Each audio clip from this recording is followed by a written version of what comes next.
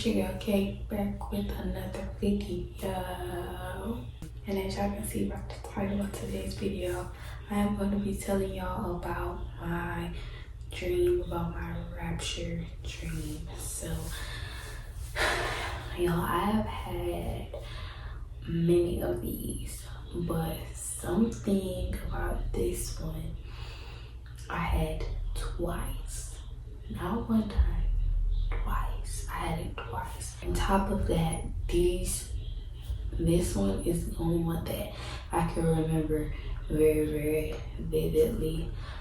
Exactly what happened, exactly what was going on, exactly like I could remember every detail.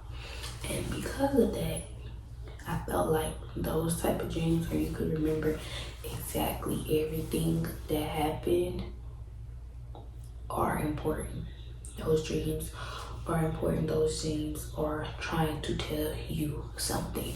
So that is why I took this dream so dearly to my heart, and I decided to go ahead and share this story time with y'all, because the story is not to try to predict anything. It's not trying to scare anybody. It's basically was a wake-up call for me. And I have had another dream that I'm gonna make another story time about that was also the biggest wake-up call of my life. But like, I fell right back again. And so, but it kept replaying in my head. And when I decided to make this change, it was put up on my heart to talk about both of these. So I'm gonna do so. So before we get into the video, give it a like, comment, and subscribe. Don't mind this on my shirt. I just put God to sleep. Without further ado, let's get into the video. Okay, y'all, so I can just tell y'all right now that this dream happened 4, 5, 6 years ago, and yes, I still remember it very vividly to the T, literally to the T. That's how I'm trying to tell you. Those type of dreams where you can remember it like that are important. And you need to write them down, and you need to reflect on those dreams. You need to find out what the message is from those dreams. So I went to sleep, of course, like a normal time. And as a child, I was, let me just be honest with y'all, I was afraid of sleeping in my own room. Like, I'm just be 100% honest with you. I was afraid of sleeping in my own room. So I just started like sleeping in my own room, like getting comfortable sleeping in my own room. Sometimes to this day I have my fears, and I'm gonna tell y'all why in the short form. I feel things, and then when I feel those things, it scares me. Even though I know I should not be fearful, but it does scare me, and I'm learning to not be fearful of those things. And that's why I don't like sleeping alone. That's why I don't like sleeping alone. But back to the dream. So I went to sleep, of course. So the first thing that happened in my dream was when I, appeared in my dream, I was at my church. And how I was at my church was as if I was there for like a hurricane or something. That's what it seemed like, because the way that we were there was like how we was there previously, like previous times for a hurricane. Now, mind you, the person that was in my dream had passed away. So one of the people that was in my dreams, which was kind of a main character in the dream, had passed away already. Okay. And I just remember that we were all gathered in the cafeteria area of our church, the dining area of our church where we eat. And I remember so vividly that everything was just dark. It was just dark outside. It was just dark. And for that moment, we were all just talking, chattering, and all this type of stuff. And then I hear a loud noise. Read your Bible, you know what I'm saying? You all know that that is trumpets. I hear that. And instantly I fade out. Now, I'm in my dream and I'm like, am I dying in my sleep right now? Like, dying. Because if y'all ever died in y'all sleep and y'all felt that like your soul literally like leaves your body, I'm gonna have to look into that, but that is exactly what I felt like. My soul completely left my body. And I went black. Everything went black. But then a moment later, my eyes started to open.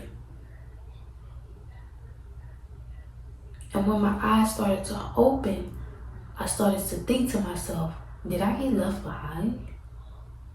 Did I really just get left behind? But the main character that I told y'all that had passed away, which is also a family member, was there with me. And it was dark, and it was just like, when I tell y'all, it was dark, but it had clouds in this, like clouds in the sky. It had a light enough to see the clouds, which I know how it is when it's nighttime and you still can see the sky, but you can't see blue. Well, it was weird because you could see blue, but it was dark, and you can see clouds, but it was dark. I'm trying to get y'all to understand, but it was dark. It was like blue, but it was dark, and it had clouds. Like you could see the clouds.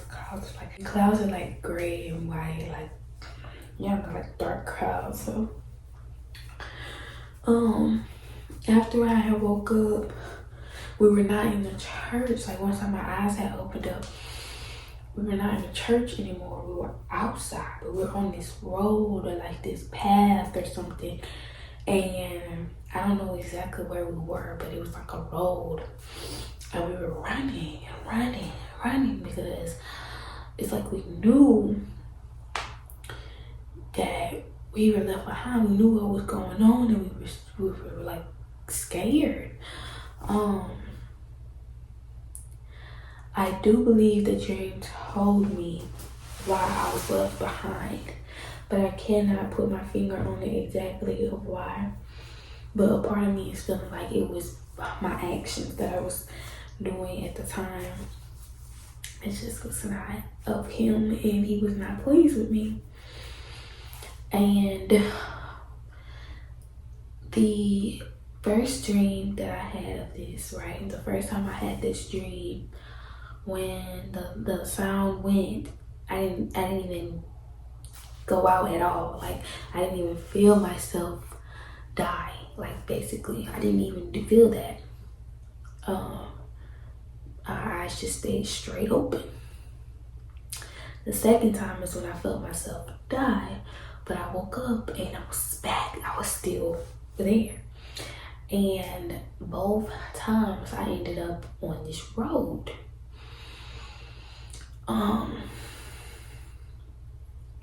When we were on the road, we were running, and I was talking to, the person that was, had passed away, and I was just saying like what happened. Like I think I was asking were we left behind, or like what was going on, like all these things. And then I looked up in the clouds, y'all. We looked in the clouds, and I can tell you exactly which way we looked. This way. This is probably mirrored, but it will be my right. Okay, I looked up to my right, literally like this, and in the clouds it was like this huge, either a clock or a date or something. To me, I took it as a date. It could have been a clock, but I mean huge numbers in the sky, in the cloud. Like there's the numbers, and the cloud was like right there, and I'm like, whoa. And the numbers like clearly said 20, and I want to say what the other two was, but I'm not too fond of it, and I don't want to say I don't want to say, but I do believe it was 2025. Now, I'm not trying to say, okay, this is when the Lord is coming, because he could literally come tomorrow. No man or woman know the hour or the day. Nobody knows it. Okay. Like I said, it could have been a timer. It could have been a clock. I don't know exactly what it was. But I do believe, and I could be wrong, like I said, but a part of me really thinks that it was 2025. And then after a while, a cloud came over the last two numbers. And it was faded, but it just said 20. And it was faded, and I was looking, I was just saying, oh wow, oh wow. And I was thinking, I was asking, what does that mean? What does that mean? What does that mean? And y'all, literally after I seen those numbers, I woke up. Literally after I seen those numbers, I woke up. And instantly I was just asking and praying, like, what was that? What does that mean? Like, Lord, I just need something. And of course I was just coming to my senses of whatever I'm doing, I need to stop it, because I do not want to be left behind. Whatever is going on, I don't want to be left behind. I don't want to feel that.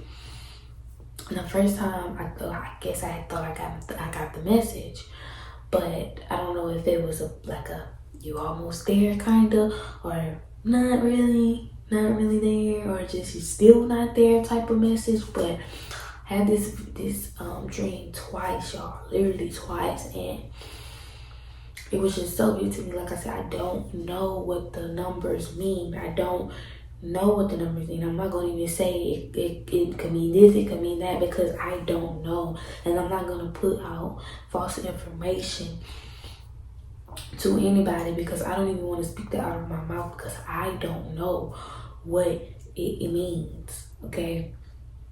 But that's what I saw in my dream, and it was very powerful when I looked at it, to the point when I was so much in awe when I saw it that I literally just jumped out of my sleep. And when I jumped out of my sleep, I just instantly had to start praying. Like, mind y'all, like I said, I was in middle school. So, yo, it was something. It was something. When I tell y'all, that dream touched me on a whole nother level, and I still didn't forget it till this day. Like, I remember exactly who was there with me, and it touched my heart, because I'm just like, what does that mean? Why are they here with me? What did that mean? You know what I'm saying? The person that passed away was with me, and I'm like, what does that mean? You know? And I'm all for, if anybody wants to put in the comment section what you may think the dream means or stuff like that. I'm free to your opinions, but I am not trying to, force that something is going to happen or whatever the case scenario may be. All I do know is that, of course, he is coming back. So I know that for a fact he is coming back. When? We don't know. But I know for a fact that he is coming back, and you do not want to be left behind. That feeling that I had when I felt that I was left behind was unbearable. That is a different type of heartbreak you have never experienced in your life. And when I tell you, it is painful and so dreadful to feel. Y'all, I'm telling you, you do not want to feel that. So get right. Like, please, just get right with God. Please get right with God. So it's been on my heart to share this story and another story that I've had, because y'all, I've had so many fallen dreams, so many left behind dreams, so many of those dreams, and it is just unbearable. And I had to really come together and just tell myself, Kenny, you need to get it together. You really do not want this. And when I told y'all in my other video that I was way lukewarm for too long, I meant it. I'm not gonna sugarcoat anything to y'all. I'm not gonna sugarcoat nothing to y'all on this journey. Like, everything is gonna be real, uncut, and vulnerable. Like, I'm gonna tell y'all, because that's all that matters. And when I confess my sins to you, that is helping, because it's just as I'm confessing my sins to you, you will feel the need to confess yours, just as back because you have somebody that relates to you. You won't feel that somebody, you the only one going through it. And that's the point, because we're not the only ones going through it. There's always somebody else going through the same thing. It may not be on the same level, but they're going through the same thing. It may not be the same situation, but they're going through the same thing. And we are here to bring you to him. And we're here not to just drag you to him. We're not here just to snatch you up and just hold you hostage. That's not our point. We're here to gather you and help you to come to him. That's it. That's it. That's all. And I just want to really just tell y'all that it's not a joke. I have seen the Lord work so many times in my life in miraculous ways that I couldn't even imagine. Couldn't even think of how in the heck did this happen. You know what I'm saying? It's God. Who else? It's God. So I really just want to leave this with y'all just to help y'all, you know, because I'm pretty sure other people probably have had rapture dreams before. Share your experiences, share your story. We are here to help one another to all come to Christ. That's it. We're here to help one another to come to Christ. That's our purpose. That's our job. And I thank y'all so much for watching this video. If you liked it, please give it a thumbs up. Don't forget to press that subscribe button and also hit that bell so you won't miss any more videos from me. But that's all for this video, guys. But I love you guys. Stay blessed, Savage the Save Squad. Peace.